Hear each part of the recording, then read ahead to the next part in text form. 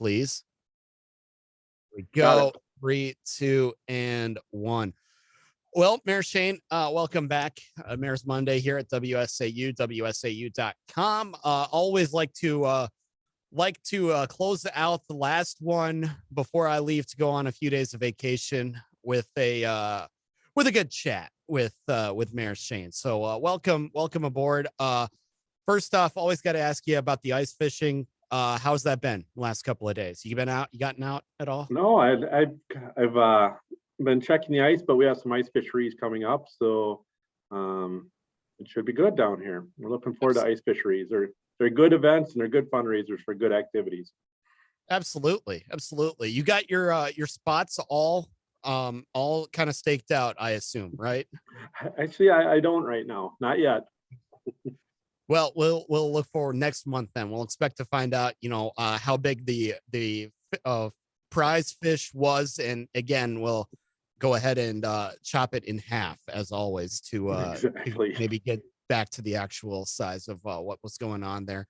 But I know one thing that we've been talking about in Rapids now for it's probably been close to a year now, and it's one thing that you're really trying to push through right now, and that's the transportation utility.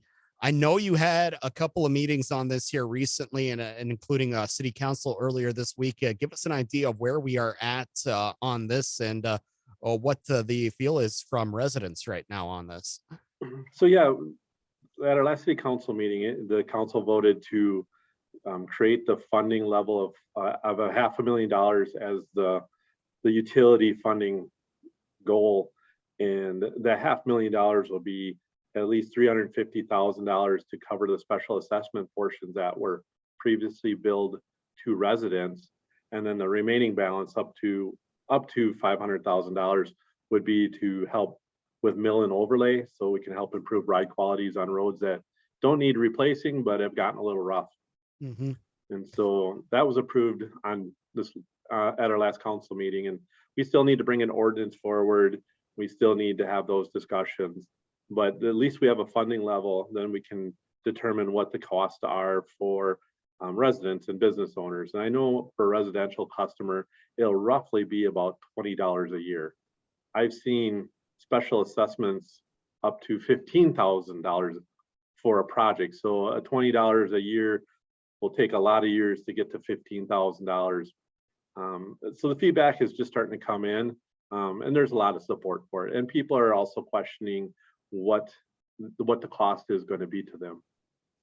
Yeah, indeed, because anytime we talk about taxes going up, automatically there's, the knee-jerk reaction of we don't want to see this. Anytime the taxes go up, and then, for people like me that have that in escrow, our monthly mortgage payment goes up, or that's more money you have to come up with at the end of the year. But it seems like, and it seems that you're going about this in such a way that not only are, the people who might have special assessments in the future going to benefit from this, but there may be some relief to those that are maybe currently paying that off. Is that correct?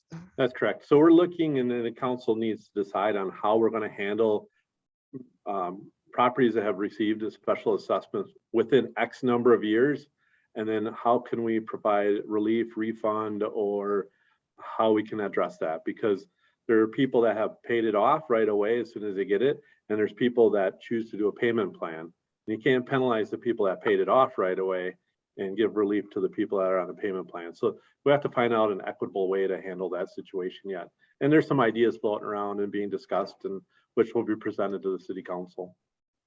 And again, this is something that's relatively unique to the state of Wisconsin. There's not many municipalities. You've said before that you've even had to make calls out to Oregon and the Pacific Northwest to even find other areas that have implemented this. Are you starting to get some calls from your peers and maybe some other communities saying, hey, let us know how this goes, because this might be something we'd like to copy? There has been some discussion, but I think right now there's a court case in process, and there's also legislation in process. And so I think that's going to start dictating, what these utilities could look like or be like in the future. And obviously that would open up a whole nother can of worms then. But again, you're kind of in the mood right now where you're doing, something to take care of your people and help them out in this way. But just remind us again, this would be uh, relief for anybody that's having the street done in front of their home or business that would maybe require a special assessment for sidewalk work or Correct. to lay utilities underground. This would be granting them relief by kind of creating a savings account for that.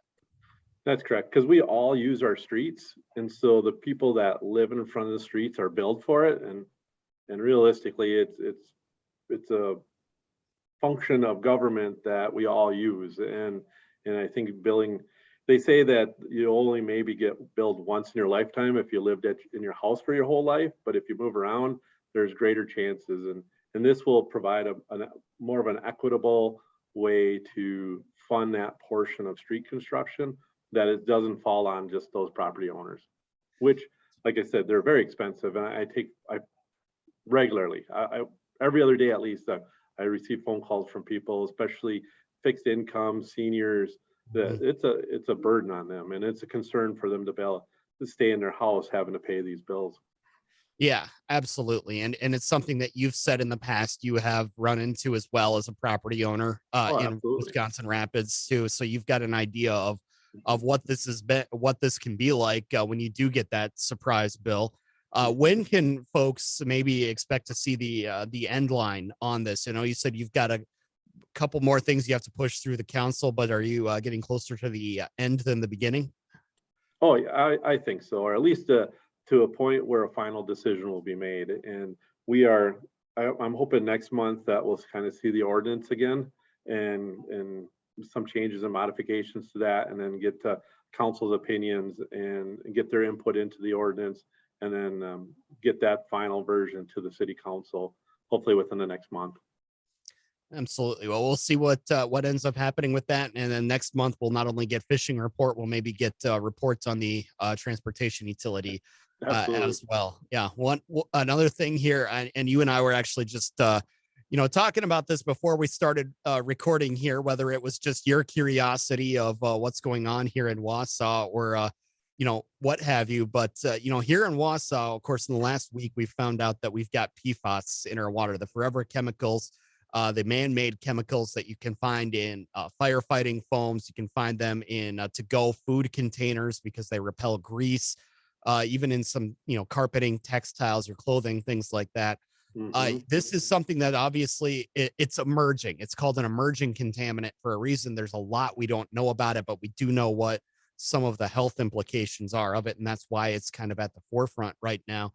This is something that you have tested for in Wisconsin Rapids. You've looked at it, and right now it's something that you just told me you're in compliance with. You're not seeing exceeded levels of these, but it's certainly something that you'll be looking at as other communities around you have to deal with it. Yeah, our water and light utility was proactive, and they last year tested for it on their own because they wanted to make sure, and their level our levels here do not exceed any standards or acceptable standards, and they're going to continue to monitor that going forth in the future. Yeah, because this is something that it impacts, well, anybody that lives in the city. Anytime you turn the water faucet on to get a drink of water or to provide water for your pets or anybody else in your family, this impacts you. Well, I also think it, and I don't know a lot about it, but our city wells are also around rural residential wells, so they also have to be worried about this in their very own wells too. So this extends beyond cities, and it's going to become a statewide problem. And again, I mentioned earlier, your number one concern, you got to take care of yourselves in Wisconsin Rapids as well, but you also are in contact with mayors elsewhere. So, how closely are you in Wisconsin Rapids going to be watching what happens here in Wausau or in La Crosse or in another community that's been dealing with this? So that way you can kind of have an idea of what to do if this does indeed become a problem here in Wisconsin Rapids. Yeah, I think that's important to know that with government and the employees within it, we like to use other communities as resources. So, we don't want to try something that's already been tried before. So, right now with Wausau trying to address this issue, we'll be kind of watching to see how that's done. And hopefully in the future, should it become an issue for us, we'll know which way to attack it the best. Yes, indeed, because it's still emerging. There's, I guess, not unlike the pandemic, there could be something that changes around it as the next couple of years go on. But another Mhm. thing that they've also been talking about here in Wausau, because we are going to be bringing a new drinking water treatment plant online here fairly soon, but they're also building this with space for maybe some extra filtration system for something 20 or 30 years from now that we don't know about right now. Another emerging contaminant that could become an issue. That's also something that I'm sure you have to look at or have probably had meetings with your own water experts down there to discuss that. Yeah, and it's especially in a new facility, it's always good to plan for some growth in the future. And I know our last expansion was at our wastewater treatment plant, and there was, room put in the plant to hopefully accommodate some future activities. But sometimes you just never know what a new requirement will be, or a new something emergent that you might have to do an addition or a new type of filter. But it's good to have some room and some thought into that future planning, because in the future you're going to have it. And so if you Mhm. can mitigate some of those costs now by planning a little bit for that, that's probably the responsible financial way to handle it. Yeah, indeed, especially for something that everybody uses like the drinking water, which is something that, of course, it's a controlled cost, a regulated cost to the consumers, but you don't want to be constantly coming back to those customers and asking for more money several, years close together and in years close together like that. Exactly. And we always Well, say, when you flush the toilet, you want to make sure it's flowing the right way. And it's very important to do that, and indeed. maintaining that system. And because we all know the negative effects that can happen. And so it's important to be on top of those type of things and maintaining and planning for the future. So what is your message then to residents of Wisconsin Rapids who may have seen some of the reports coming out of Wausau and might have a few concerns or maybe wanting to call up the utility and say, hey, is this an issue for us? Yeah, and I just want to reiterate right now, currently we are not exceeding any standards for the PFAS levels, and we're going to continue to monitor them.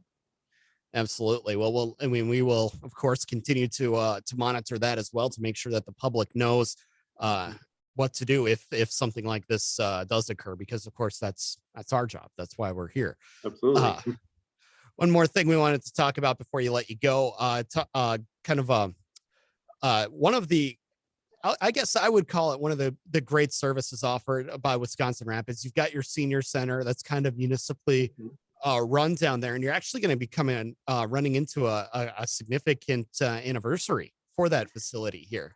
Yeah, April 1st, they're going to be celebrating their 90th anniversary, and we're looking forward to, as it unfolds, we're going to look forward to the events that they're going to have there, and some of the people that are going to be showing up to support that activity, because our Centralia Center is that holds our Lowell Senior Center is a very nice facility, and it provides a great service to our community for that age group of people. And I've actually been there. I don't really qualify. As old as I feel, some days I really don't qualify to be going to the senior center. But I've been there. I've seen some of the facilities and offerings inside and outside. It's really a nice area that you've got some great senior housing. You've got services that those people need. You got activities that those people would need, and it's all right there in just a nice little cluster. So they can get to and from wherever they're going very easily. Yeah, there's a lunch provided there. I was reminded that I'm old enough to join the senior center. However, I'm not old enough to partake in the meals. Um, Okay. but I have attended events there where they have provided meals, and yeah, it's just a really great facility there. And we're looking forward to that 90th anniversary event. So, what are some of those offerings there then that the people can take advantage of at the center? Currently, Hmm. so yeah, they have exercise classes, they have a pool table, they play bingo. They right now they have seniors helping with taxes and preparation of taxes. They do trips. There's so many activities through there that it's just a great opportunity. And I've had a lot of opportunities to meet and talk with people over there and go to events, and they're just a great bunch of people there and very active and fun. And so there's always some kind of activity going on down there during the day.